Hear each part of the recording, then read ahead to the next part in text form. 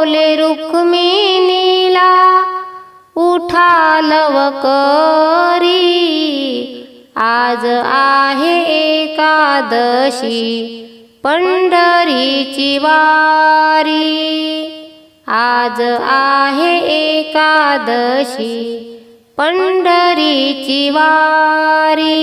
देव बोले जनाबाई, काढावे झाडून, आले पैठणचे नाथ संसार सोडून, आले पैठणचे नाथ संसार सोडून।